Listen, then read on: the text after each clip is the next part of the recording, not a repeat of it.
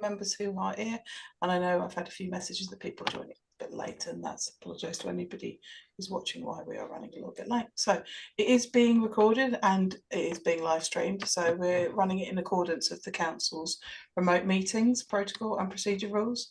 So please do use the meeting chat. It's hard for me to monitor the chat at the same time, so I'm hoping that my vice chair will come join in, but I will try and make time to stop and interrogate in between any questions in the chat. Do use the hands up function with the React if you want to speak, and we're hoping for lots of interaction. There's lots of talking points. Please do put your mics on mute because it just avoids the extraneous noise and the feedback loops that we've come so used to doing. If you want to leave your camera on, that's fine, but we do understand that there's streaming issues, so you might want to turn it off because that sometimes resolves those issues.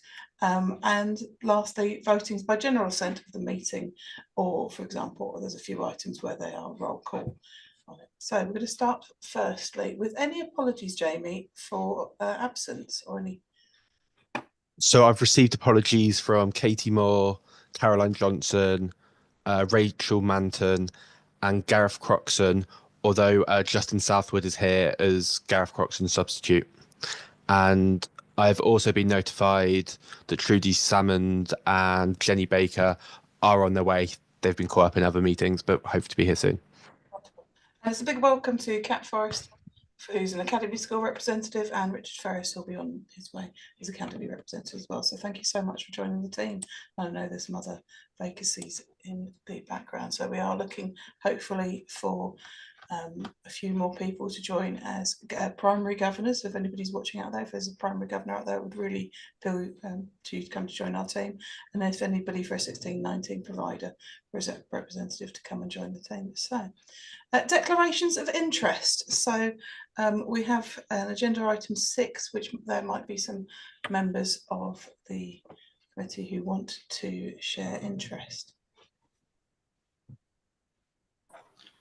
I have got my hand up, Chair, but yes, I need to declare an interest. I'm reliably informed by Paul.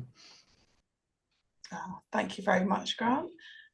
Anyone else want to declare an interest? No, and thank you very much. So let's go first to the minutes. And for into this, oh, we just had the doorbell.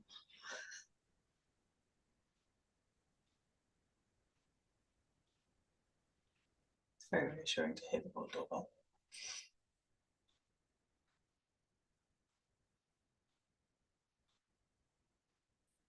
No, okay, I'll pause and move on. So going to the minutes, starting in your pack, that was for agenda item 3. Reading through, we've got lots of resolved items, and then I think the item that we are going to have a little bit of feedback is around the safety valve, and that was an action for you, Dwayne. So is that possible for you to give us an update? You're on mute, my dear. So we'll just say, it will say greetings to Councillor Roy Bailey, who's joined us. It's lovely to have you, and then we'll hand over to Dwayne for your action from the. Yeah, so where we are with the safety valve at the moment, we have appointed a trust. We've interviewed and appointed a trust to run the new SEMH school, which is from the capital investment from the safety valve, or part of that programme. The trust have not been weighed away yet because that has to go to the DFE for sign off at the December board. Once that's happened, I'll be informing the trust, and we intend to work with the trust then to start identifying, well, we'll identify the children then to sort of get the trust up and running and people in place so that we can open the school next September. In addition, I know Cami Tor, who is Director of the Capital Projects for the Safety Valve, and we are working with Edgebarrow with Stuart Matthews, and we continue to bid that build. That's on time, and we intend to open that next September for 5 children in the intake. So that's all on board. In terms of, I'm trying to think of the safety valve. Yes, in terms of other things abandoned too, which I'll talk about later. I met with the head teachers around that, and we did a briefing on that and sort of fed back. There's other pieces of work that I've been doing in terms of with the maintained schools as well. and impacts there. In terms of education, health and care plans, we are still seeing a huge demand coming through the front door. And again, I need to look at, with Paul, at the DSG management plan, and look at, the impact of what's coming through the front door.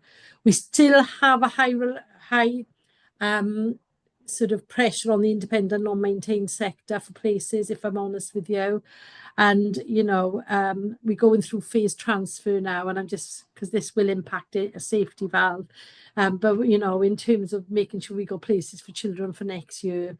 I did meet with, for the FSA returns, I have telephoned around to make sure I got the numbers right for next year so that we have sufficiency of places for our children in Bracknell. And we submitted the sort of funding returns to the FSA on Friday in terms of capacity. And I think that's where we are really, is making sure we got that capacity. So that's just general updates, but everything's on schedule for that. There's a little bit on the actually maybe I didn't pick up on in your update, which is consider if there's a way to publicly share information related to the SRP capacity within the borough. So take it for next time if you haven't got a. No, I've done it. Sorry. Yeah. So basically, just to let colleagues know, as I said on Friday, I was working with the Academy Trusts. I'm not so worried about maintained because that comes out of our pot, but the Academy's Trust, so around capacity. So once I've sorted that piece of work out, then I can share amongst the head teachers across the borough in terms of what capacity we have and resource provision. Additionally, just to let colleagues know, and anyone that's listening, if you go on to the Special Needs Information Hub, which is the local offer, the admissions criteria into the resource provisions are publicised on there, except for two, and that's with the Rise of Garthair, which I know a meeting's been set up for, and also Edgebarrow, because we're in the process of literally signing off their service level agreement, and that's not open to next year anyway. But they are on the local offer, and I will write ahead once I've done all the sufficiency planning to say what is availability for next year. Really helpful. So is it possible to, Jamie, add an action to just get the website link, because anybody's listening, they can navigate straight to that? That'd be really helpful. Is there some way, Chair, I can put it in the chat to you, because I've got it. Wonderful. So Jamie, I'll put it in the chat. Okay, I'll do that now. Cool. Okay. So the next item is agenda 4. Oh, Grant, I can see your hand up. Yes, thank you, Chair. Thank you, Dwayne, for that. Can I just maybe ask to sort of vote just briefly around that report? So you mentioned that the increasing number of EHCPs coming through. I'd absolutely note that. I would also note the increasing number of EHCPs that are not being agreed at 16 weeks, which I think is something that we are seeing massively. My one concern about that, and I accept that there is a process, my concern about that is that the message coming back is to parents is go and ask the school what else they are doing, what else they can do, and pushing it all back to schools when we are already demonstrating, in most cases, that we're already spending well over the £6,000, which is the test that would normally be expected about special provision. And then parents are coming back and saying, well, the local authority says, oh, you don't need an HCP, you should be doing more. That's actually really quite difficult on occasions when we feel we're doing a lot already without any funding. And when we took on Safety Valve, one of the things that was said by the local authority is that you were going to put in training to train up staff. You were going to increase support for schools so that we wouldn't need to get to the HCP. Where is it? What's happening? I know nothing about it. I've received no notification of anything new from local authority which might be described as early help. In fact, what I actually see is just go and get the schools to do it more. So I think part of the, that's... Can I come back on the first thing, Grab? I just finished my point, Jane. And it was when part of the Safety Valve thing was that there was going to be more from the local authority to support schools early on. I'm not seeing that, and I realise it's still early days. And I shared with you when you came to visit, and it was a pleasure to show you around Cranwood. I do think schools could be doing more in some cases, but I do feel that globally we're not getting it. And then the second thing, just to sort of maybe also link to this, is that I'm really aware that there's been a lot of comms between parents and the local authority about unhappiness. There was a letter, wasn't there? Lots of my parents signed that letter, I just wonder whether Schools Forum might get briefed about the local authority's response and whether we might see some changes in the way the local authority is doing some things, because there is a lot of anger out there about the local authority and EHCPs being denied when, you know, I think schools would think reasonably they might have been accepted. And I know there was a message from the Senko Forum. There was a message from the Senko Forum where an officer seemed quite glad that you'd reached 10% of EHCPs being turned down. There should be no quota and no joy at EHCPs turning down, because that means that there are children and families suffering. Okay. So just a couple of things. So Grant, I do need if to. you can't do it now, a I later do need, report. no, I need to come back because this is a live broadcast. So if you don't mind, I'd like to come back on that. First of all, we don't not issue plans at 16 weeks because that's not part of the statutory process. So if you go to page 154 of the Code of Practice, it'll tell you what the statutory process is. When we undertake a needs assessment, that is not a ticket necessarily to a plan. That is a needs assessment of a child's special educational need.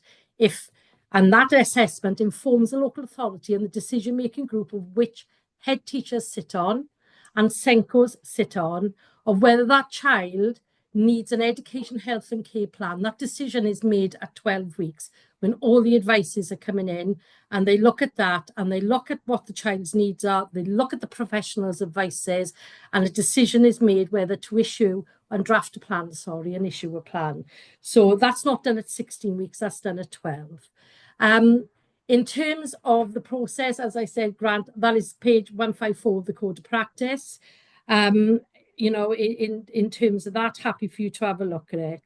In terms of the training, Grant, I'm at head teachers, and I acutely weigh some head teachers, including yourself, not being able to attend you know, head teachers briefing. We offer training at head teachers briefing. There are training sessions going out, the autism training. There is a lot of free training available. I'm happy for my teams to send it to you, you know, outside of this meeting. Absolutely happy to do that. In terms of the public, in terms of the letter that came into the local authority, I do want to put in context for colleagues here. In terms of the open letter, there were 150 signatories. That doesn't mean there were 150 children. Yes, so some of the signatories on there were from families. I need to put into context that's 150 signatories. You know, we know the system's broken, Grant. Nobody in authority is saying it isn't. However, we have 1,633 children with education, health and care plans.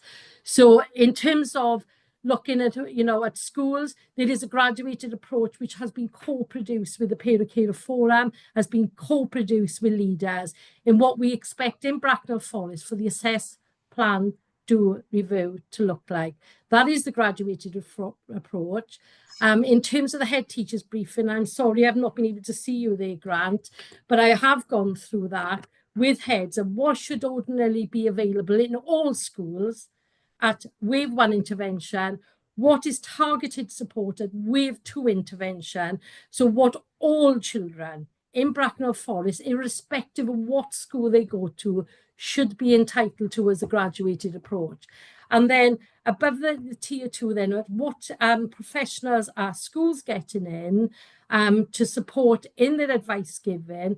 Getting a professional in isn't about necessarily going for a needs assessment. It is about offering you as school leaders, your Senkos and your teachers for quality teaching first, advice and strategies to meet the children's needs. In terms of the letter, we have responded to the open letter, and that has been done through the Parent Carer Forum. It should be on the website today in terms of responding to families. What I want to say publicly here today is we are working hard. Nobody is hiding anything. Nobody is saying, and you know, if people write to me, I will address it. We have put more provision in Bracknell Forest in the last year than has been put in place in the last 10 years. So, you know, that's not going to change over tonight, but we are working really hard to make sure we do that. Not all children require a plan. Not all children can have their needs met at SEN support. I'm going to just, Grant, just give us one more thought, and then I'm going to sum up for everyone watching. Thank you, Dwayne. We are in many ways in agreement about the about the offer all schools should do. And when you came to visit Crownwood, we spoke at length about that. My issue is that the HCP process and that decision, the statutory assessment's undertaken, and there is good evidence that the child has a special educational need, because you can read it in the reports from the professionals. And then the second test, which is whether they need specialist provision, as in they need something over and above that a school might be reasonably asked to offer. Schools are providing that information, and that's coming back with, go here, do that, do this to the schools. And I just take issue about whether always the decision that an EHCP shouldn't be issued is always the right one. Because I could look at some cases that I know well where it just is beyond belief that the decision is no. I just really worry that about whether the right decisions are being made, and that there isn't a push to make sure that we reduce the number of the HCPs. And I just worry about it. And I guess my question is about, how are we quality assuring the decision making? How do we know that about those things? And I think that's something that is reasonable to ask, about how we know those decisions are quality assured. I've also had EHCP requests for children that I absolutely genuinely do not know how they got an EHCP from a parental request. I genuinely don't know, and that lack of consistency is a worry for them. I think. So, Grant, you were more than happy, and I would welcome you to sit on panel as a decision maker, and that offer is open to you. But can I just say though, it shouldn't be about me sitting on panel. It should be that every head teacher in the borough should be assured that the process is quality assured, that every officer involved in the is absolutely brilliant, that every decision is made is consistent, and I am not sure that it is. And I think that's just my really big worry. It doesn't feel consistent. Brad, can I ask you? I'm going to interrupt this chair, guys. I'm going to interrupt this chair because we can carry on this conversation all day, and I can hear the passion. I can hear the passion, and everybody who's watching live stream can hear the passion. They can hear that things maybe haven't moved as fast as possible. That is what our national picture is like at the moment. I'm not going to talk about every service, but we are working together as a team to try and move things forward, and it's an acknowledgement that things have happened. And actually, there are some parents who are in crisis right now. There are some schools who are in crisis, and anything we can do to reduce that pressure on any child potentially having their needs failed is what we are here together as a team. We're talking for all schools and all children, not just our own size. So we just need to make sure that we move together as a team, because there are some big life-changing decisions that we're all here for. So I asked to sneak in my own agenda point for discussion about when we discuss things in the year. So what you can see in agenda item 4 is the idea of the plan across the year. So we will keep on referring back about when are we going to talk about these big decisions, because we get bits of information from government drip fed in at different points. And we have got coming up in the December time, a large part of the meeting will be carved around for the next year's proposals for high needs block, for early years, the initial proposals. So there's a large amount of time for next time. But one of the other things, when I asked when I joined as chair, I wanted to know what the head teachers wanted to talk about, because even though we're not a panel just for head teachers, we have got other people team as well, and you can see in the papers the responses. But the 6 biggest issues came in order of high needs. So we will carve out time each meeting to talk about that, and we're not going to get the solutions, but we're going to try and think about what's our Bracknell way moving forward. Discussion of finances, very closely one between the other. The arrangements for the alternative provisions, the arrangements for early years. We've got a sure start for all the children in life, admissions arrangements, and then after that, the subjects about what capacity do we have as schools and process to respond to new initiatives, and linking back into the surplus places and the SLAs on offer. So I hope that reassures members that we will talk about these elements as we move on, but there is no quick solution. We work together as a team, and hopefully, Roy Bailey, you can hear the passion from the members, and if you could pass that forward to the committee. So Dwayne, you are up for talking to us about the ideas behind the SEND banding tool, and I think there is just a discussion to have and views and propose. So members, when you're listening, think about comments you would like to make to Dwayne at the end. But Dwayne, over to you, please. Yes, okay. So this is about the banding tool. I mean, I've already met with head teachers and briefed head teachers around the banding tool. For other colleagues that are not aware about the banding tool, it's a tool to apply funding to education, health and care plans. It was a tool that was already being, I can't think of the word, tested by head teachers. A few years ago, they had tested quite a few banding tools. This was their preferred choice. When we looked at the banding tool in terms of the financial impact on the high needs block, the values that were sitting behind there weren't affordable. So what we have done is that we've worked on the tool, we've kept the tool that head teachers wanted, and we have put values behind the banding tool. So when this was presented and the heads briefed on this, what we looked at really was the costing, and in 84% of the cases, it didn't make an impact in terms of the high needs at all. In the vast amount of cases, there was no difference in terms of application of the banding. We have used other local authorities in terms of benchmarking the banding tool. And therefore, you know, that was presented and, you know, the feedback was taken at that point. In terms of the implementation of the banding tool, it will be implemented from the 1st of January, and it will be implemented for new education, health and care plans only in the first instance, and for key stage transfers. So in other words, for new plans and for children moving between year 6 and year 7 as we review them children on transfer. And then eventually we will work that through the system.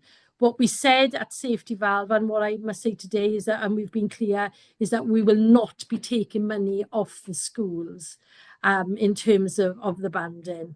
But the way it's done at the moment isn't fair and it isn't equitable, because what is done is on an individual schools are having to put in individual sort of provision maps per child.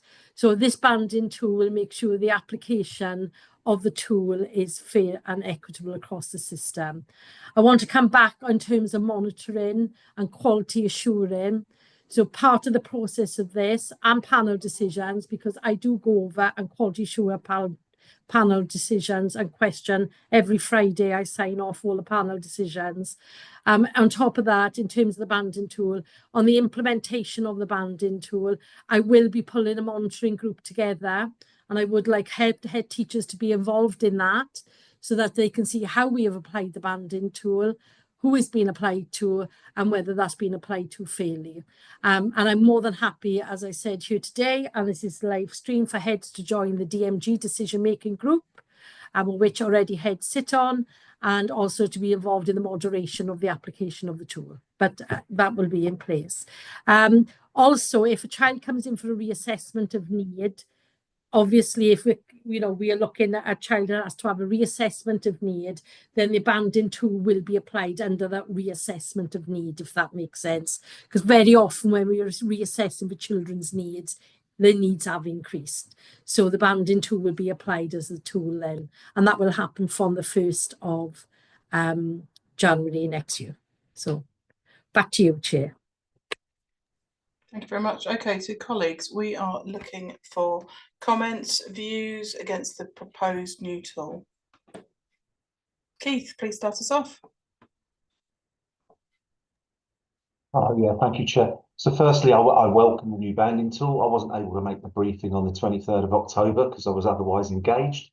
But yeah, I remember very well being part of the group that met at your school, Liz, and it made sense. It was logical.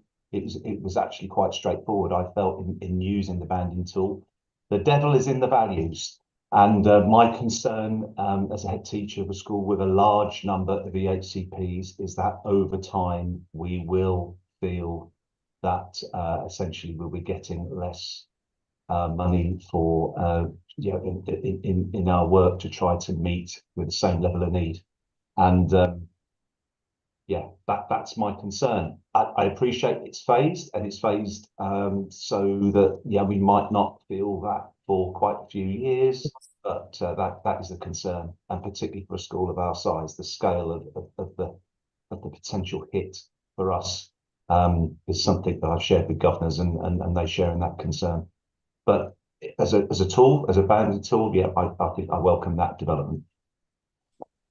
Yeah, can I come back on that, Chair? Because and I hear what you're saying, Keith, and as a council, we have tried to sort of not give that impact. As I said, it is going to be implemented over probably over the safety valve period, 5 to 6 years.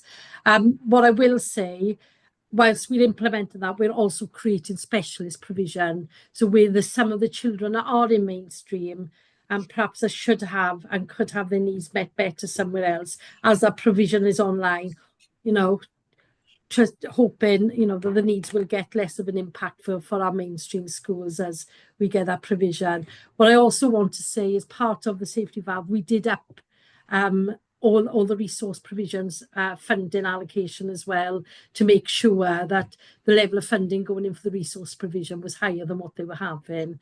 But, you know, when we look at this, and please look at the paper and the modelling, because the impact, you know, when we compare our bandings to others, we're giving, when we give the level of funding, we were giving more anyway. So I'm not, and what we've tried to do as a council is not take money away from you and hit you overnight. We'll do it on a steady implementation phase.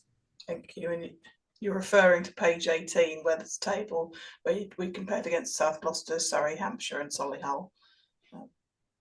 Yes, absolutely. So if you look at if you do look at page 18, everybody, so when we mapped against other authorities and benchmarks, so if we were in South Gloucester and applied their funding tool to our children, none would have had less funding, one would have had similar funding, but out of the children, 4 would have had more money.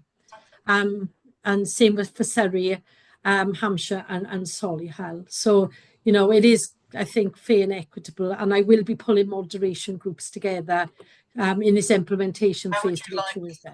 Grant, I'm aware that you'd like to talk. So how would you like us to say that we're interested in the moderation groups? Are you going to email that head teachers, Dwayne? Yeah, of course. Yeah, sorry. Yeah, so I'll pull that out, and anybody interested, yeah, and we can just have a couple of workshops, pull out some plans, pull out the banding, and make sure we've got the right.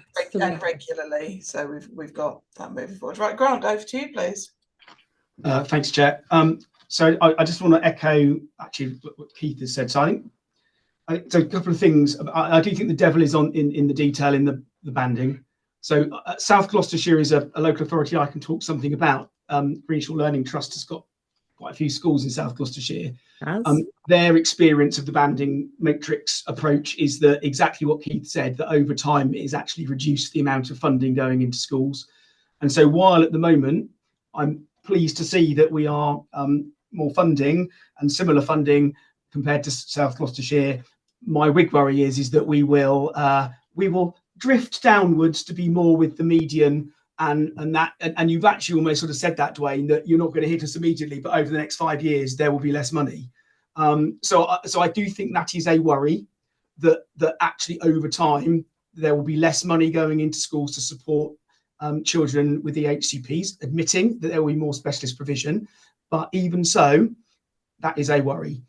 Second of all, I'm pleased to note the monitoring, because one of my big concerns about this is that it's potentially a blunt instrument that doesn't take into account individual children with individual needs. You know, often these children, it's complex, isn't it? And that actually saying a child has got these needs, therefore it's this column, this row, it's this amount of money, doesn't always work. And I think the process involved in coming to that decision and making sure it's fair and consistent is really key. So I welcome the fact you're building in that quality assurance. Please do the same for the EHCP process and statutory assessment process, because I think that's missing. Grant, can I come back on that, please? I did say, in terms of that, it's your peers, your head teachers that sit on that panel, as well as local authority officers. And so that I'm clear for colleagues, every Friday I sign off any decision that's made on that panel. Yes. Now, some will go ahead with the needs assessment. If they do, that's fine. If they don't, the route of redress is open to families. Some will go through a needs assessment and not get a plan, yeah, because it's deemed that them needs can be met at school level. The route of redress is open to families. Okay. So I just want to be clear, it is moderated. Can we just agree to disagree on this, Dwayne? Because I don't think we're going to agree. And that's fine, but I welcome you to sit on panel then. Okay, well, I've sat on panel many a time. So, yeah. The other thing I think I just want to bring up is this, is that are you confident that the amount of money that the funding bands have actually reflect the reality of a cost in a school? So I noticed that banding line 9 is £17,000. And there are currently 10 estimated EHCPs in that line.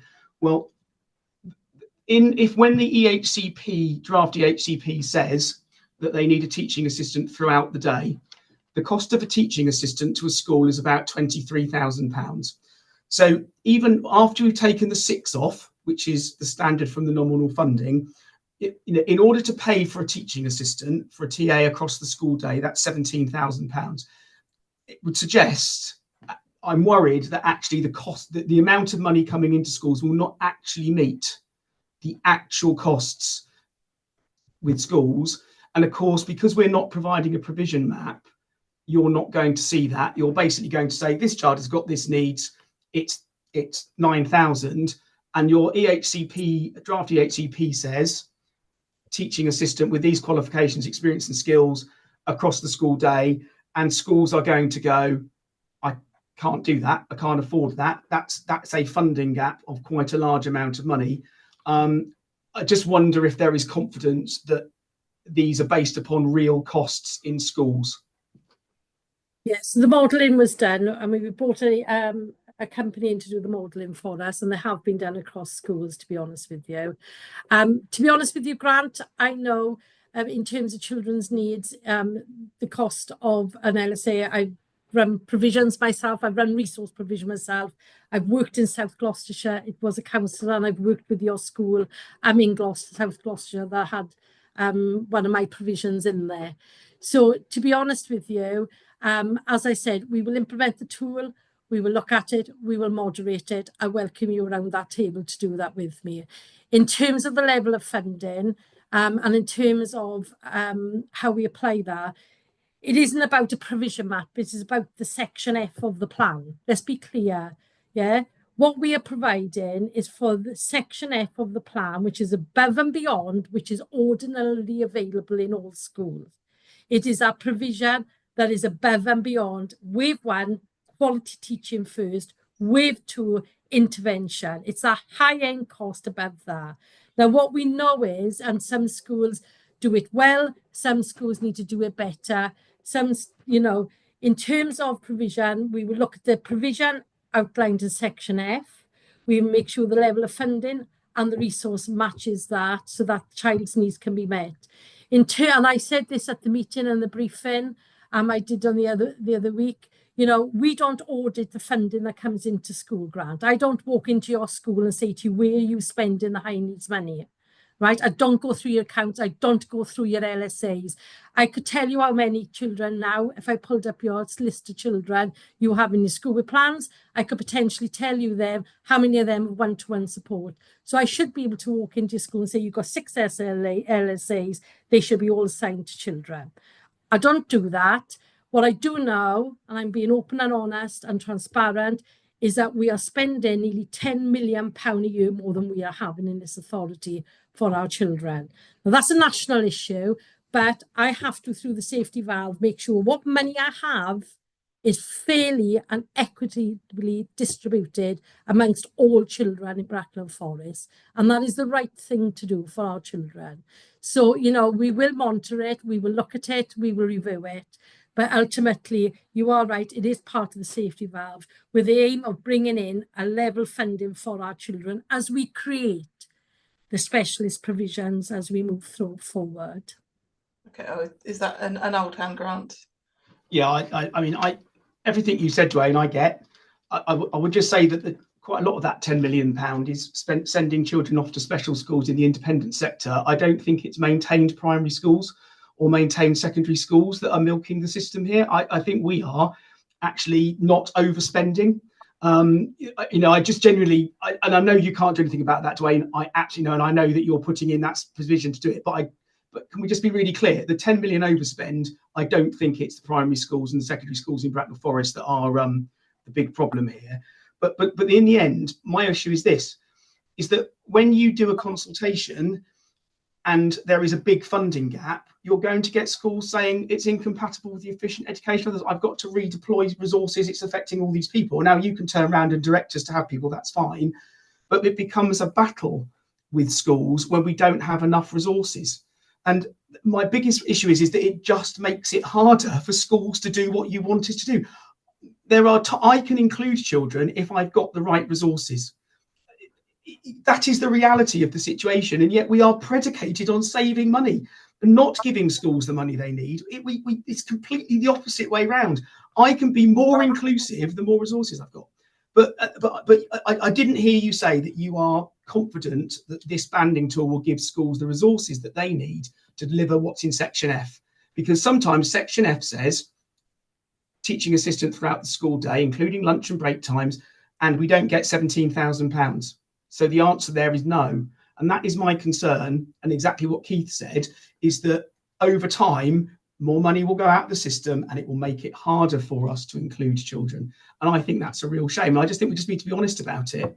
Not your fault, Dwayne. I don't think it's the local authorities' thought, it's system. But I don't think we should try and, whitewash this and pretend it's all okay and it's fantastic. It isn't. I don't think it's okay, and I've been quite clear with senior leaders when they've come to the briefings I've done, that if we didn't use the independent sector, then you would have approximately, and Paul will correct me, I know, about 40 million coming into your schools if we did not use the independent sector.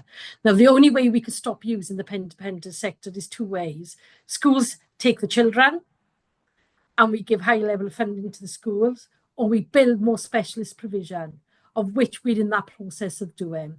So I've got to bend the curve. I've got to turn around. I'm just going to put it out there because this is a live broadcast.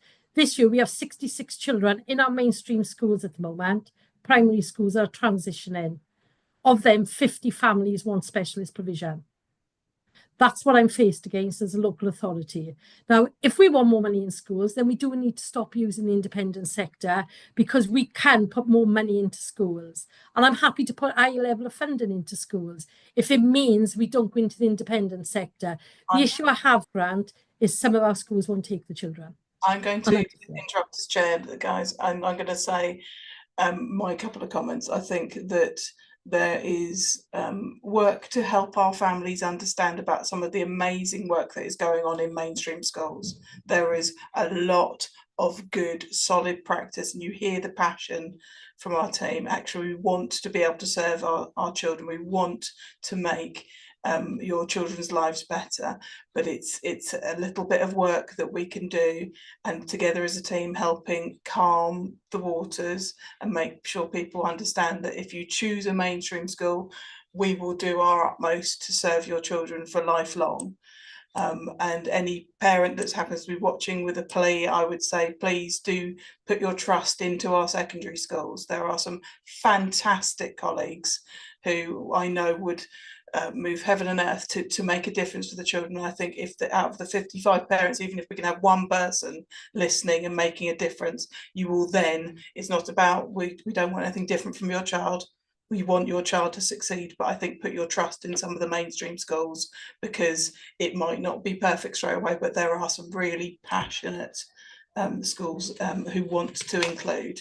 And I think that's a little bit about what our message is about. So I think we should, can we ask if there's any elements for the update for next time about what we can do to help parents understand the journey of an EHC, because going back to Grant's original comment about training, there is training for us as schools of being able to share practice, but there is also training for any carer to understand the path, because it doesn't have to end if they're sitting in front of a judge.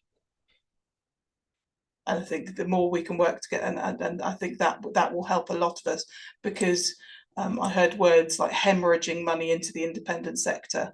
I think hemorrhaging is a great word for what we're at the moment. I think we want to divert and make our mainstream schools fly and flourish. That is what we are together as a team for, please. Okay, so as much as possible. So if there's no further comments, we're going to move on to Paul. Paul, you've got a couple of items for us today, and the first one is update on schools budget, including the outcomes of the 24 consultation with schools. So Paul, the floor is yours. Thank you very much, Chair. Yes, thank you. So this is an annual report, and there are sort of 3 parts to it. So I'd like to just take each part in turn. I think that's the best way to do this. So it looks at what the current position is in terms of information on next year's budget. It looks at an option to reconsider how the block transfer top slice calculation is made against schools. And there's also, as you said there, Chair, the outcomes from the financial consultation that we've just undertaken with schools. So I start off firstly with the update from the on the 25-26 school budget. So the content of the paper sets out the position that we had when the report was published, which was just after the budget. And at that stage, we still, as you know, we were very delayed in the process of getting information. And again, what we had was a slightly more updated information on the funding that was available, and as I say, that was available at the end of the budget, but it's still at a very, very high level. So it's very, very well. It's basically impractical for us to be able to do any detailed calculations and some reasonable projections at our level of detail at individual schools. So we're not in a position to do that, but we're getting a bit better understanding of what the picture is looking like. But what has happened since the publication of those papers last on the 6th of November, we did get an update from the DfE. Again, it's still at a high level, but it's not as high as it was before. So we've taken a few steps further forward. And what I'd like to do is that there are 3 slides that I think would just be useful to present, to go through that. And if check with the chair, the chair's fine to present this. So Jamie's going to put them up for now, and I'll quickly run through those. So there's not a huge amount of information.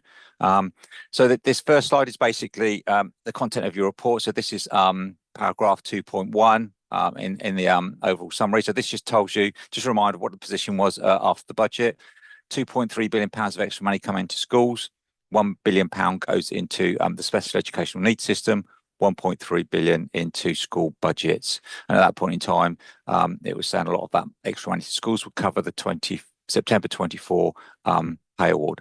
But the indication was that this is additional money from what was in the system at the moment. On top of that, there's a recognition that the budget introduced the increase to the employer contributions to the national insurance scheme. So all the information that we have so far, there's no money attached to that, but there's a separate commitment that there will be some further money announced later once the DfE have worked through their calculations of how much money they've got, how that should be distributed. So none of that's being featured anywhere at the moment, but there is a recognition that more money will come out, and we'll need to see when that emerges, whether that covers your likely costs as well. So just remember, there's nothing to confirm any amounts on that at the moment, but we have an assurance from the DfE that further money will be coming out to cover those costs in your school budgets going forward. And at that point in time, we don't get a lot of information from the DfE, from the government, the DfE, but obviously some of this information comes out to these specialist institutions. So we looked at what the Education Policy Institute was saying, and they're saying that there's a real terms increase in funding in education of 1.8%. Okay, so that's an independent body that looks at data and tries to hold government to account on the spending decisions. So that's what we had in the paper. If we could go on to the next slide, please, Jamie. So 6th of November, we got a further update. And what the DfE said now is that they're running through their numbers. They will run their national funding formula, the NFF, at an individual school level. That will calculate a budget for those schools on their values, and that will also aggregate to the amount of funding that a local authority gets. But obviously recognising that we don't all have the run the same sort of funding formula in our local authorities, and we don't always have the same amount of money when we allocate to schools, because in some instances we have to use more up-to-date data than the DfE fund us on, and if that data indicates more allocations, we have less scope to meet those same budget levels. But those budget allocations that the DfE calculate will be out at the end of November, and they're published nationally, so you're able to see what the DfE are assuming in their calculations. And the main thing that that the actual information we've got in terms of funding levels next year, so the actual values that each pupil, each free school meal child will get in terms of the national allocation, that's been published now. And the biggest part of the change from the values we've got for 24-25 to 25-26 is mainstreaming those 3 grants that you're getting separately funded for in 24-25. So that's the teachers' pension grant, which was a 5% increase on your teachers' pay, that 5.5% increase in the teachers, the September 24 teachers' pay, and also there's an overlag from the September 23 teachers' pay award that's being funded separately through a grant as well. So there's a substantial amount of costs and money in those grants that are being mainstreamed and added into your main budget that you get next year through the National Funding Form. So you won't get the grants next year, you'll get it in your main budget. When you adjust for those transfer of funds from one funding stream to another, what's left in the funding rates in the National Funding Form next year is an increase of 0.5%. And that's the amount of increase in funding that's there to meet the cost increases in 25-26, which will be all the pay awards, all the cost increases from any other of your suppliers or any other activities that you're undertaking. So that's what's in the information we have at the moment. I say it remains at a high level, but that's our deduction at the moment, and I think that is fairly that is exactly what the figures are looking like. As I said, there'll be some more information on the national insurance when that's published, but so for now we are sort of parking that to one side of things and not really looking at that. And then the normal timetable follows after that, we'll get our actual funding confirmed in December. We publish individual schools budgets at the end of January, and obviously that comes through a process to the January Schools Forum where you see what that data is, and then once that's all signed off, we send those out to schools early February, that sort of stuff. So that's the key. Still high level information, and I think obviously the thing to take out of that is it looks like there's around a 0.5% increase in real terms funding at an individual school budget level next year. If I go on to the next slide, please, Jamie. Okay, so this is the last slide. So within that overall high level information that's been distributed, there's also a couple of 3 more of the micro details within the funding system that's also been confirmed. So the funding protection mechanisms have been clarified for next year now. So we have the minimum funding guarantee, which is the bit that does the per pupil funding change from the current year to the next budget year. So 24-25, what's the minimum increase, the maximum decrease you can have into 25-26, and that's been set now at that it must be between a minus 0.5%, so a reduction in 24 per pupil funding, or a standstill 0%, you get the same amount. So that's one funding protection mechanism, and that's probably a detrimental set of thresholds than we've had in previous years, and that recognises the amount of money that's in the system and the challenges that some local authorities will be having balancing their budgets without some scope to use some lower protection mechanisms from the 24-25 per pupil funding rates. And then the other bit is and there's a separate calculation for special schools. So this is just Kennel Lane, so it has to be 0% for Kennel Lane. So that's slightly different. So that's just that's for information for obviously the special for Kennel Lane. And then the other mechanism is the minimum per pupil funding level, which is the cash value that each school has to be funded at in 25-26. Even if that doesn't come out through the normal operation of your funding formula, you'd have to pay a top up. So again, those values have been confirmed and they're published there, and they've gone up around they've gone up by 7.5%. So that leads back to what I said earlier. 7% of that roughly is reflecting the impact of those mainstream grants, and then the other is a 0.5% for 25-26 cost pressures. So that's an update that we've got. I don't know that's all we've got at this stage. As I say, we can't go down into the individual school details until we get the full set of data. But that's the current analysis that we're looking at. I appreciate that's only just been shared with you, but I don't know if there's any immediate questions on that. That's okay, Paul. Thank you very much, and we'd agreed to add this in because having those 3 additional updates ahead of it is really important to us, because we've just been talking about the impact of funding, and I would say I've been watching people's faces. I don't think anyone is going to start with this is the news we want to hear, but I'll send over to the colleagues who are here representing. Tell us your thoughts. We need to reflect as a team what we've just heard.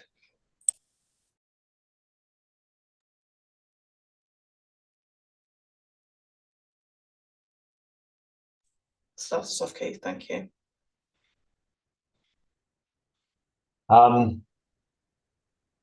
I don't think I was naive enough to think that so soon in the new administration's government, that we were going to get a clear indication that there was going to be sufficient money being plowed back into the education system.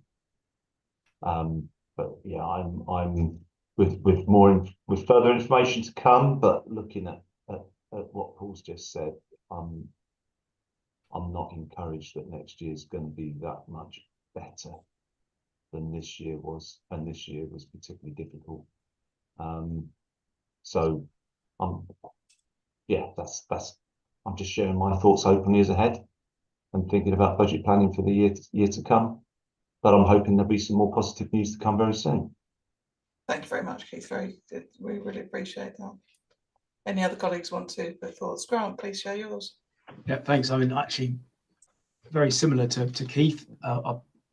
Probably in some ways better than I thought it might have been. Actually, I was expecting it to be worse. I think the thing that maybe I could direct at Councillor Bailey to perhaps feedback to in his channels of communication is that the national funding formula increasingly makes it difficult for local authorities to make much difference to local context because we're very constrained in what we can do.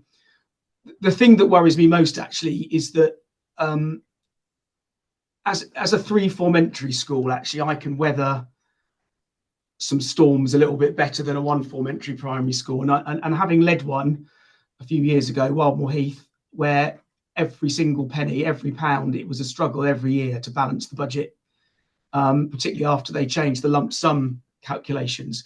I do think the thing I just asked Councillor Bailey is that perhaps you could ask DFE to think about how our smallest schools are protected, because they have the lowest ability with sort of economies of scale to weather this, and particularly in primaries with falling rolls. So, you know, I just feel that for me is the thing that a message I'd like to give back is I really worry about our single form entry primary schools where with falling rolls, nursery places where that might have also been something helping them falling also, you know, but local authority literally unable to vary its funding to take in local context to deal with that. And I just think that would be a message I would like to send, that the government needs to remember that not all schools are secondaries and not all schools are big. Very important point to raise. Any other colleagues like to say anything in response to Paul's paper before I say a couple of things? No, thank you. So I just want to say thanks for reduction into one grant, actually, even though it then is actually little bits of pots of money that might appear here, might appear there, is harder to weather. Knowing it's coming in one place does help, is a good thought. So Dwayne, is it possible to have an action maybe about the single form approach in Bracknell?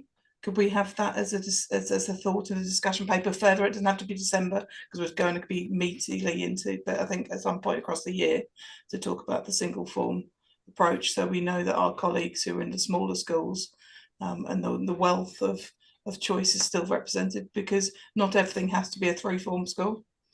And it's a wonderful tradition that Britain's got of having small schools supporting children, and that will give parents choice.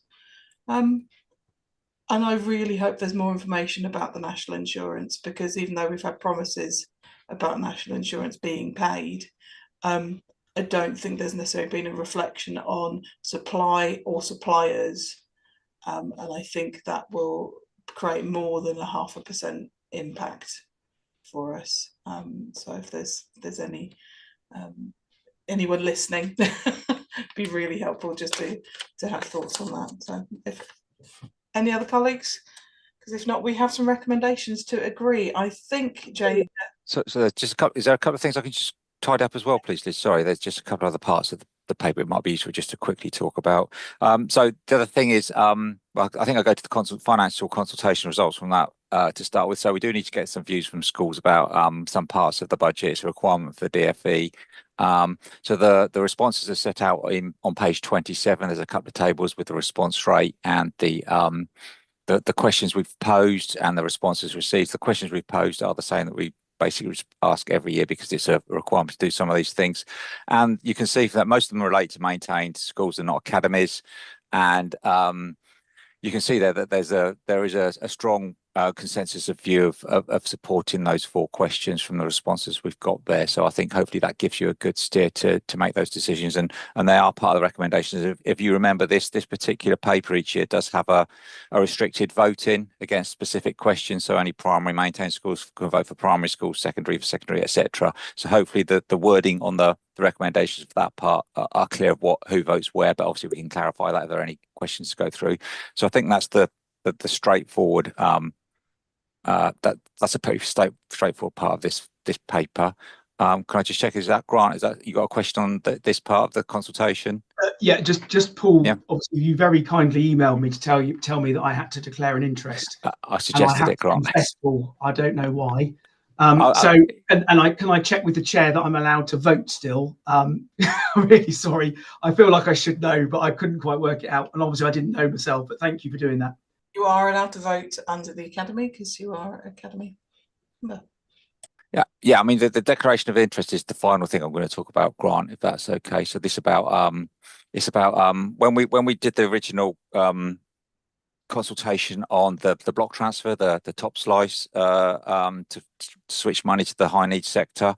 We committed to a 0.5% cap on any reduction in school budgets, but at that time the advice from the DfE was for those schools that were funded at the minimum per pupil funding level, so the cash value minimum the DfE ordinarily set, they would be excluded from that calculation, and they would keep all of their money.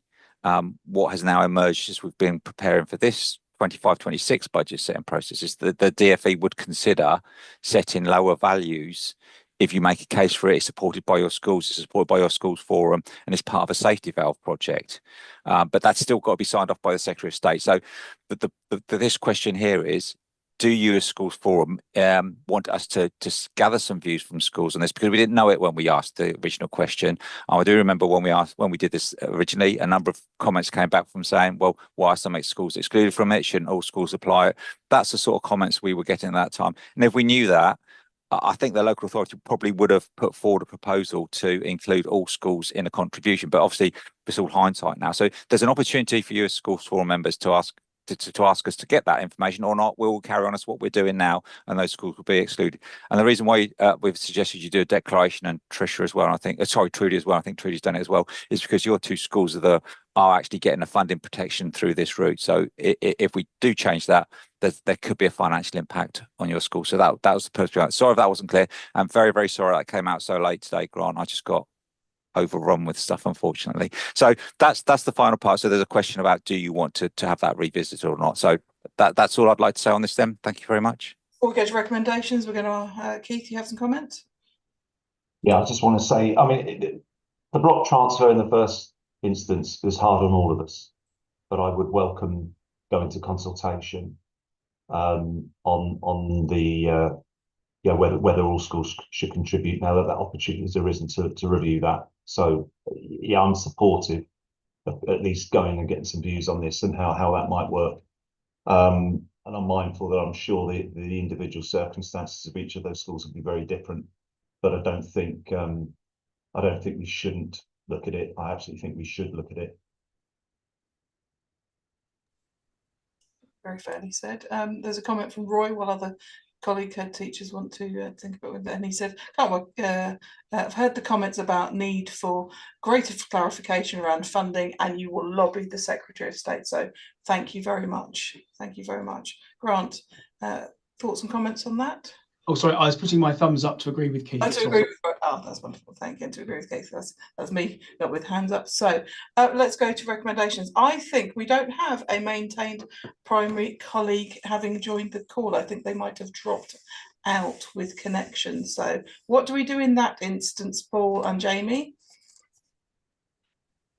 So we won't be able to vote on that today. I can discuss the options later about kind of out the call about what we do going forward. It depends on the urgency of the decision, depends kind of what we do next. But yes, can I just add that this has happened before, and what we've done is we brought that recommendation back to the next meeting of the forum where we would expect, so it'd be just added to another paper.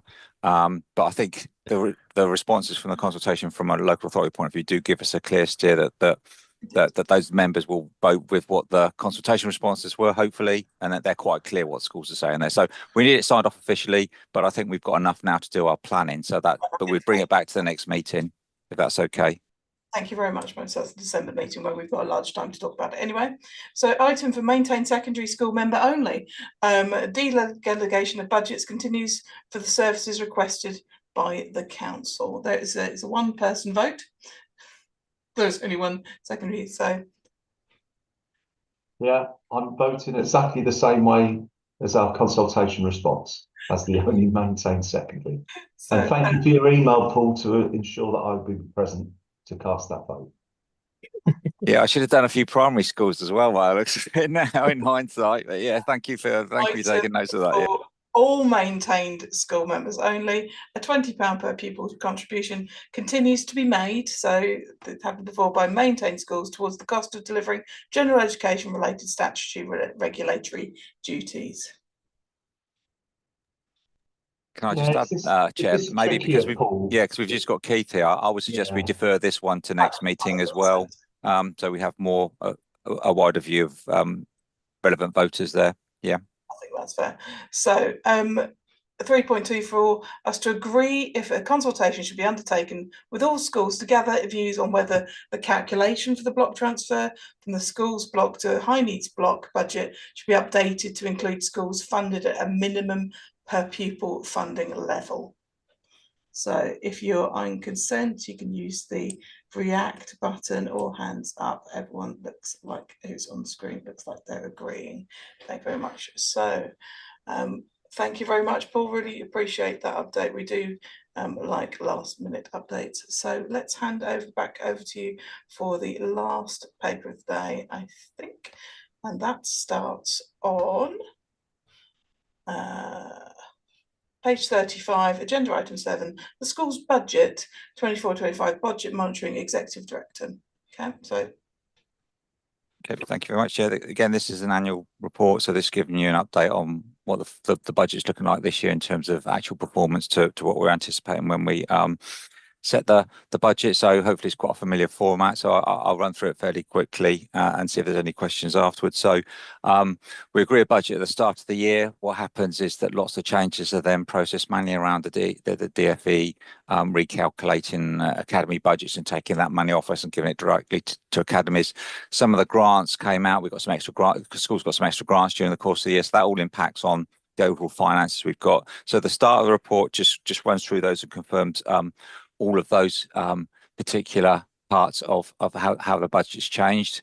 And then as per usual, we give an update on where we think each of the main budget lines are going in terms of are we under overspending against each of those amounts that we thought we were going to do at the start of the year. And the general information I'm sure that you've seen from reading that is that we are still getting a higher number of plans coming through than we were expecting, and there's a higher number of average costs associated with those plans as well. So across the piece, many of the budgets are spending more than we expected, and what we're looking at now is it's a £9.155 million overspend for the year. And when we set the budget, we was expecting it to be £6.483 million. And if that continues through to the end of the financial year, we would have a cumulative deficit on the DSG account of £26.2 million. And if you remember, the DFE are overwriting these deficits for the next 2 years. After that point in time, there's no guarantee that that will continue. And if it reverts back to the local authority, then that's a problem. That's a debt that the council has to come up with a plan to resolve, which will be a very, very big challenge, and we're not the only local authority in that sort of situation. So this is a real big issue for the local authority. I would just like to point out on a couple of the bigger areas of the safety valve that where we have done some Dwayne's team has done some transformational work. So the new access to education that's coming, and that's spending slightly less than we thought when we set the budget, and when we set the budget we were expecting a £700,000 reduction in spend for the new arrangement. So that's coming on target, and that's working well. And College Hall as well, again, is an area where we're looking to bring in a very different service going forward. And again, that part of that will reduce the financial pressure across the programme. And again, that's more or less on target. There are just some one-off costs that we're going to have to pick up this year that will impact additional costs, but if you exclude those, we could say they're one-off. We do expect that to be a very good outcome in terms of the financial side of that. So obviously I'm focusing on finances here. So there's some good parts within that, but it's the number needs, the high costs of those that are causing some financial challenges elsewhere. So I think that's all I want to say really. As I say, there's some high level information, and there's a few commentaries. If there's any specific questions, obviously be happy to hear them and see if we can deal with them.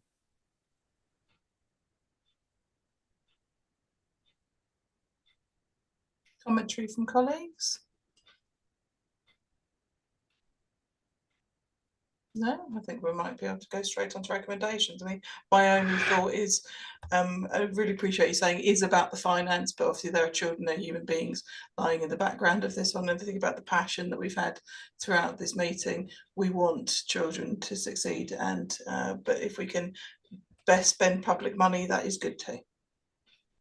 Nobody wants to misspend money. So we have some recommendations, and we need to note the budget variances being forecast on the school's budget that total to an aggregate net forecast of overspending before emerging issues of £9.155 million, and that's paragraph 6.15. That this is 3.2, that including emerging issues, a forecast overspending increases to £10 million. There's another 17,000 in there as well. So, the year-end balance held by the dedicated schools grant adjustment is forecast at a deficit of £26 million, £26.3 million, and the cost to Bracknell Forest of servicing it in 25-26 will be about £1.2 million per year. Breathtaking sums. The expectation that the liability to fund balances held by the DSG adjustment account will transfer to the LAs from April 26. And the progress to date on the Education Capital Programme as summarised in Annex 2. So if there are no further comments or no further thoughts, I just want to say thank you to everybody for being part of this meeting. Really do appreciate you giving us the gift of your time representing the children of Bracknell, and I wish you a very lovely evening. Take care. Thank you. Thank you, everyone. See you later. Thank you. Bye all, thanks.